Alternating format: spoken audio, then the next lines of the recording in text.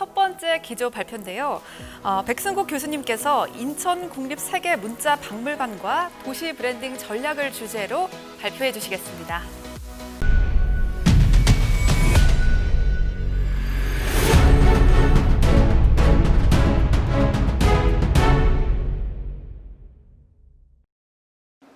안녕하십니까. 인하대학교 백승국 교수입니다. 오늘 제가 발표할 주제는 2022년 인천국립세계문자박물관이 나아갈 방향, 그리고 국립세계문자박물관을 기반으로 인천이 도시 브랜딩을 어떻게 할 것인가에 대한 전략을 말씀드리고자 합니다. 보시는 바와 같이 목차는 이렇게 구성을 했는데요. 첫 번째는 인천 국립세계문자박물관이 세계에서 세 번째로 만들어지는 박물관입니다. 근데 독특한 문자라는 아이템을 가지고 박물관을 구성하는 거라 굉장히 준비해야 될 사항들이 많습니다. 그러니까 유물이라든가 또 콘텐츠는 어떻게 구성할 것인가에 대한 것들을 벤치마킹 해야 될 필요가 있다고 생각합니다. 그래서 프랑스, 그러니까 세계에서 첫 번째 문자 박물관이죠. 프랑스의 샹폴리옹 세계 문자 박물관을 그래서 어떠한 콘텐츠로 어떻게 구성되어 있는지 소개를 하고요. 두 번째는 중국에 두 번째로 만들어졌죠. 중국의 국립세계문자박물관, 중국 안양에 있는 박물관이 어떠한 콘텐츠로 어떻게 관객들에게 유도하고 있는지 소개를 하겠습니다. 그리고 현재 인천 국립세계문자박물관이 어떻게 진행되고 있는지, 어디에 위치하고 어떠한 콘텐츠로 어떻게 진행되고 있는지 소개를 하고자 합니다. 네 번째는 제일 중요하죠. 진짜 이 벤치마킹을 통해서 세계에서 세 번째로 만들어지는 박물관이 어떠한 기능으로 어떠한 정체성을 가지고 관객들에게, 방문객들에게 몰입을 시킬 것인가에 대한 부분들을 제안하고자 합니다. 그리고 마지막으로는 박물관을 랜드마크화해서 도시가 어떻게 브랜드 이미지를 만들 것인가. 인천이 사실은 제조업 기반의 도시로 출발해서 문화라는 도시의 이미지를 메이킹하는 것이 굉장히 좀 소홀했던 것 같습니다. 그래서 국립세계문자박물관을 가지고 어떻게 도시 브랜딩을 할 것인가에 대한 부분들을 소개하고자 합니다. 먼저 세계에서 처음으로 세계 문자를 컨텐츠의 소스로 아이템으로 박물관을 만든 것이 프랑스의 피작시입니다. 프랑스의 피작시입니다. 아주 아담한 중세의 도시입니다. 이 중세의 도시가 최근에 굉장히 많은 관광객들을 유치를 하고 작은 도시가 세계적인 문자 문화 도시로 발돋움하고 있습니다. 저희가 반드시 벤치마킹 해야 될 박물관이라고 생각합니다. 여러분들 보시는 바와 같이 인구가 9,826명밖에 되지 않습니다. 이 10,000명도 되지 않는 이 도시가 굉장히 많은 지금 관심을 받고 있습니다. 그 이유는 바로 세계 문자 박물관을 최초로 만들었기 때문입니다. 근데 왜 이름이 샹폴리옹 박물관이라는 거죠. 그리고 이 피작시에서 만든 세계 문자 박물관은 사이즈가 굉장히 작습니다. 보시는 바와 같이 직원이 10명밖에 되지 않습니다. 10명밖에 되지 않는 도시에 최근의 데이터인데 5만 명이 넘는 관광객들이 찾아오고 있습니다.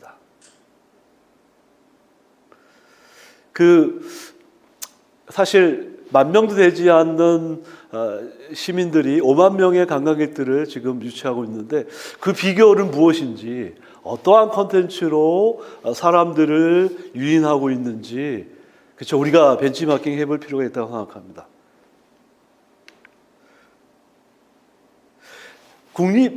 그 프랑스의 샹폴리옹 국립세계문자박물관은 지금 보시는 이 샹폴리옹이라는 고고학자가 유물을 모으기 시작했고, 특히 이 샹폴리옹은 이집트의 고대 문자, 상형 문자를 연구한 전문가였습니다. 이 샹폴리옹이 태어난 곳이 이제 이 집입니다. 샹폴리옹이 태어난 집과 또 샹폴리옹의 가족들이 서점을 운영했습니다. 피작시에서. 이 두 가지 건물들을 기반으로 해서 1986년도에 고고학 박물관을 만들었죠, 먼저요.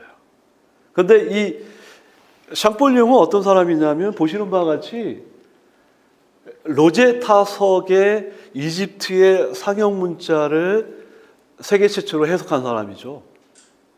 여러분들 아시다시피 이 로제타석은 나폴레옹이 발견해서 했지만 영국의 국립박물관에, 대형 박물관에 지금 보관되어 있죠.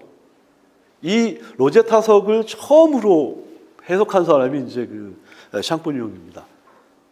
그러니까 이 샹폴리옹은 굉장히 지금 언어의 감각이 뛰어난 사람인데 5살 때 벌써 이 라틴어를 터득을 했습니다. 그러니까 신부님들이 깜짝 놀랐죠. 5살 때 이 라틴어로 된 미사, 그 당시에는 미사를 라틴어로 했는데, 그렇죠, 라틴어를 터득을 했고 12개 언어를 하는 사람입니다. 그러니까 히브리어부터 시작해서 그리스어부터 아랍어, 중국어까지 이렇게 구사하는 사람이죠. 근데 이 로제타석에는 고대의 이집트의 상형 문자, 그리고 이집트의 민족 문자, 그리고 또 그리스 문자가 혼합되어 있었던 거죠. 근데 이게 발견되고 20년 동안 모든 언어학자들이 로제타석의 문자를 해석하기 위해서 많은 노력을 했죠. 그런데 다 해석을 하지 못했습니다. 이 샹폴리옹 고고학자가 1822년도에 26개의 문자를 해독하기 시작했죠. 해독했을 때 그리스에서 혹은 유럽에서 언어학자들이 굉장히 많은 반대를 했죠. 왜냐하면 이집트 문자가 갑자기 부상을 했기 때문에요. 자, 이 샹폴리옹은 마지막에는 그로노브라는 도시에 이제 역사학 교수를 하고 말년에 이제 끊임없이 이제 이집트 문자를 연구하다가 이제 돌아가셨는데요. 이분을 모티브로 해서 이제 문자 박물관이 만들어졌습니다. 이 문자 박물관은 4개층으로 7개의 전시를 가지고 있습니다. 문자 유물이 자그마치 700점입니다.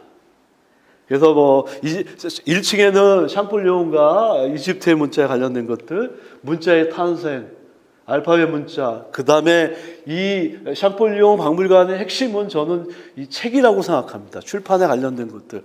그리고 마지막 층은 비디오로 컨텐츠를 구성해 있습니다. 이렇게 구성해 있죠. 자, 아주 랜드마크화하고 있습니다. 근데 이 박물관에 이 피에르 디 시울로라는 칼리그라피 디자이너가 이 박물관의 외곽에 1000개의 문자를 유리와 구리로 만들었습니다. 밤에 가면 엄청 멋있습니다. 그 3개의 문자가 이 빛과 함께 전부 다 비춰지고 있거든요. 근데 1000개의 문자입니다.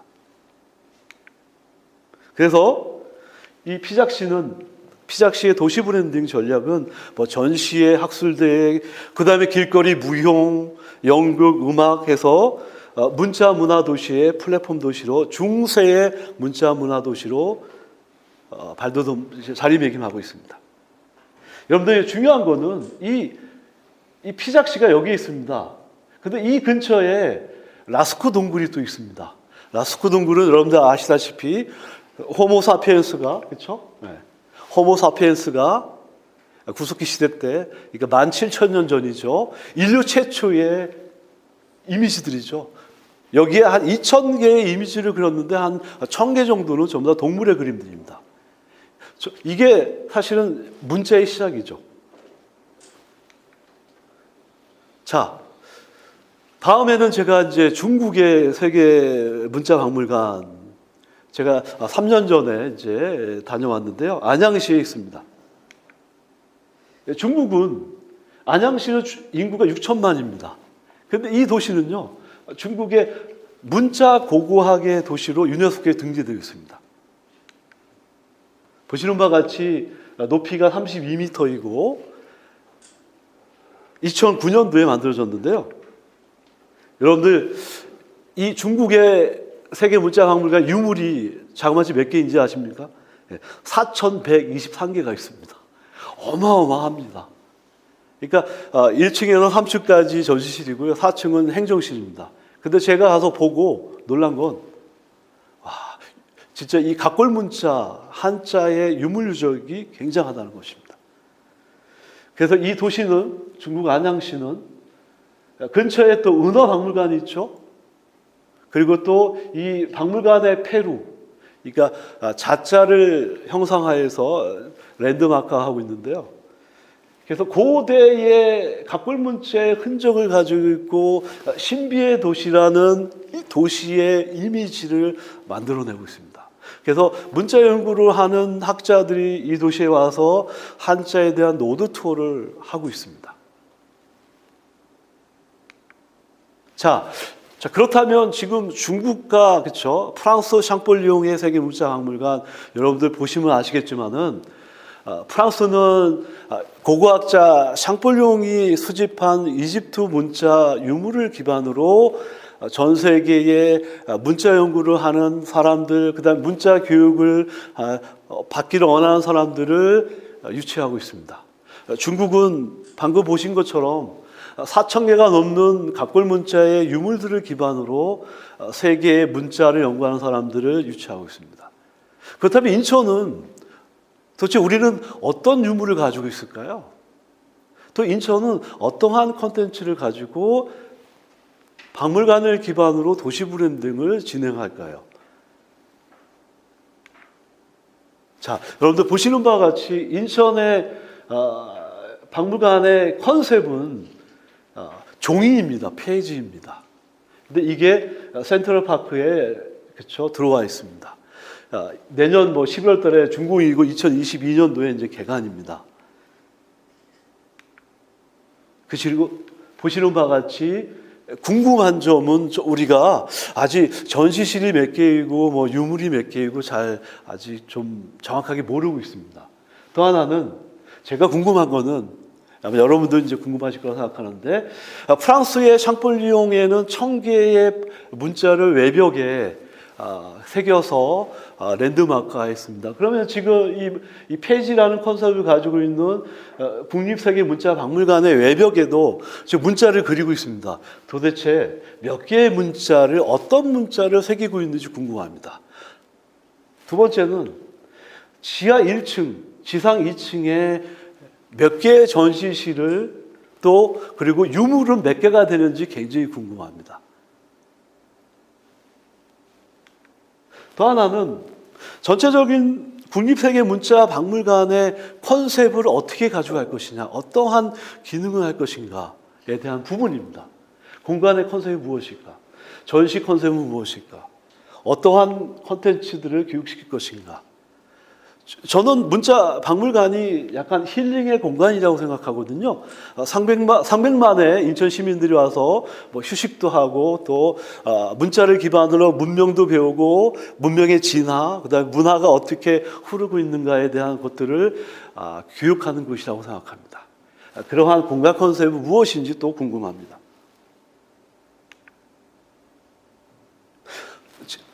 제일 궁금한 건요, 마지막 이 부분인데요.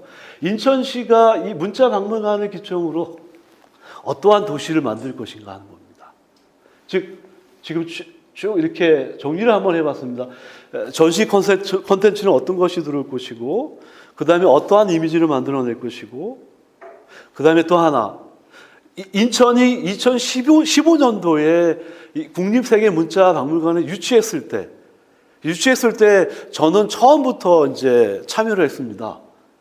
근데 그 당시에 참여했을 때 8개의 도시가 경쟁이 붙었는데 저희가 인천시가 선정된 이유 중에 하나는 인천이 지금 보시는 바와 같이 문자의 역사적 기록들을 가지고 있다는 거죠.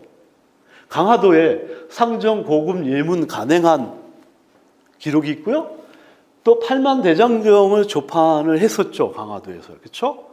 그 다음에 또 하나 애교 장각, 조선시대의 국립도서관이죠. 있었죠. 강화도에. 또 정족산 사고에 조선왕조 실록이라든가 아카이브 기록을 보관했던 곳이 있죠. 이런 역사적인 어떤 흔적들을 가지고 있죠.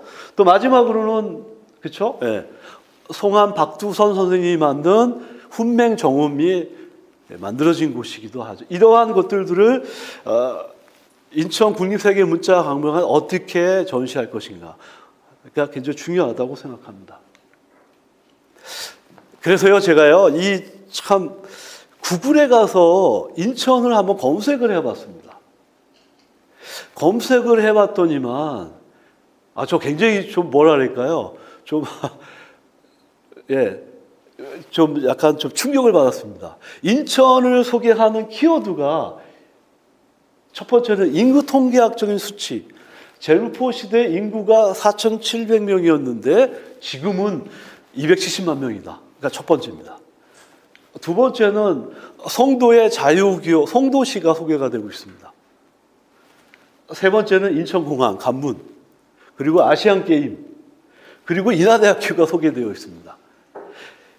구글에 검색하는 인천의 전 세계 사람들의 인천하면 떠오르는 연상의 키워드는 이 정도입니다. 그러니까 문화나 역사에 관한 부분들은 전혀 없습니다. 그래서 저는 제가 바라는 건데 국립세계문자박물관을 기반으로 인천이 문화 도시라는 이미지를 구축하는 계기가 되어야 된다고 생각합니다. 자, 그러면 어떻게 해야 되는 건지요, 그렇죠? 어떻게 이 박물관의 정체성과 기능을 어떻게 가져가야 될 것인가에 대한 제안입니다. 저의 제안입니다. 첫 번째는 인천 국립세계문자박물관은 전 세계에 6,000개의 언어가 있지만 문자는 50개에 불과합니다. 50개의 문자가 인류의 문명과 문화를 어떻게 진화시켜 왔는가에 대한 교육 콘텐츠가 굉장히 중요합니다. 문자 체험 시켜야 됩니다. 두 번째는 교육만 시키면 되지 않죠. 엔터테인먼트 요소가 있어야 됩니다. 와서 즐기고 해야 됩니다. 세 번째는 힐링의 공간이어야 됩니다. 박물관이 유물정만 보여주는 것이 아니라 와서 휴식도 하고 시민들이 쉬고 그러한 플랫폼의 공간이 되어야 된다고 생각합니다. 그래서 다시 한번 말씀드리면 교육, 그 다음에 유희, 그 다음에 힐링. 그래서 관객들이 배우고 즐기고 소통할 수 있는 힐링의 공간에 와서 인류의 문명과 문화의 흐름을 체험하는 공간이 되어야 된다고 생각합니다. 두 번째는 굉장히 중요합니다. 이 50개의 유물 유적들을 우리가 다 살 수도 없고 대여할 수도 없습니다. 전부 다 디지털라이징 해야 됩니다. 이 디지털라이징 해야 되죠. 세계 문체 언어과 가치 발굴, 그 다음에 빅데이터 기반을 통해서 콘텐츠화해서 체험하는 연구의 메카가 만들어야 됩니다. 그러기 위해서는요, 이 세계 문자 연구에 관련된 언어학자들, 세계 문자를 연구하는 언어학자들은요, 한 200명 정도 됩니다. 그 중에 아주 열심히 하는 사람들 50명. 저희가 지금 5회 동안 인천에 한 10대여섯 모셨습니다. 지금 언어학자들, 그 다음에 문자, 예술가들 전부 다 모여서 지금 오늘 하는 것처럼 문자 포럼 해야 되고 세계 문자 연구의 메카의 기능을 해야 됩니다. 자, 결국은 박물관이 들어와서 도시가 새로운 이미지를 만들고 전 세계 시민들에게 인천하면 떠오르는 것이 문자 문화의 도시, 그 다음에 간문의 도시라는, 그러니까 물류와 문유가 들어오는 그러한 도시 이미지를 만드는 것이 굉장히 중요하죠. 자, 그러한 차원에서 첫 번째, 인천이 문자 산업의 메카가 되어야 됩니다. 그래서 보시는 바와 같이 콘텐츠, 게임, VR, AR, 캐릭터, 문자 관련 이러한 것들을 체험하는 전시 콘텐츠, 그리고 온라인, 오프라인과 같이 연결시키는, 그래서 세계 문자를 인공지능으로 서비스해주는 다양한 알고리즘도 구축해야 된다고 생각합니다. 문자 산업을 활성화시켜야 된다고 생각합니다. 또 두 번째는 박물관이 들어오는 박물관에서부터 그쵸 여러분들 그 컨벤시아까지 한 3km 정도 됩니다. 그 주변 일대를 세계 문자 거리로 조성해야 됩니다. 보도블록이나 도로 간판, 그 다음에 또 주변의 음식점 상가들은 디지털 세계 문자 메뉴판을 만들어야 되겠죠, 그렇죠? 또 하나는 세계 문자 문화 축제 우리가 열어야 된다고 생각합니다. 그래서 도시 브랜드 가치를 높여야 된다고 생각합니다. 자, 이 보시는 바와 같이 또 하나 우리 역사적인 흔적들, 인천이 가지고 있는 흔적들이요. 훈명정을 만든 박두성 기념관 연결시키고 링크시키고, 그 다음에 강화도에 뭐 선원사, 이 선원사 그렇죠? 팔만대장경의 흔적도 있고, 이 선원사 지금 절터만 있습니다. 이거 복원해서 문자의 흔적 체험하는 공간으로 만들어야 되겠죠, 그렇죠? 그래서 이제 제가 제안하고 싶은 거는 인천의 세계 문자 박물관을 기반으로 한국이 지금 K컬처가 굉장히 대세입니다. 그렇죠? K컬처뿐만 아니라 한국의 K컬처의 원동력은 한글, 그러니까 문자라는 것들을 보여주는 그러한 클러스터를 구축하는 것이 어떨까라고 제안합니다. 특히 그거는 인천을 기반으로 서울에 한글 박물관이 있습니다. 그렇죠? 한글 박물관이 있고, 그 다음에 이제 여주에 세종대왕의 능이 있습니다. 그리고 또 울산에 그렇죠? 청주에 또 직지가 있습니다. 그렇죠? 그 다음에 또 울산에 안각화 기념관이 있습니다. 이렇게 뭐 인천, 서울, 그 다음에 청주, 여주, 청주, 울산을 연결하는 링크해는, 그러니까 문자를 체험할 수 있는 그러한 클러스터를 정부에서 뭐 지자체에서 좀 펀딩을 해가지고 구축해야죠. 그래서 세계에서 오는 많은 관광객들을 투어시키고 체험시키는 그러한 전략이 필요하다라고 생각합니다.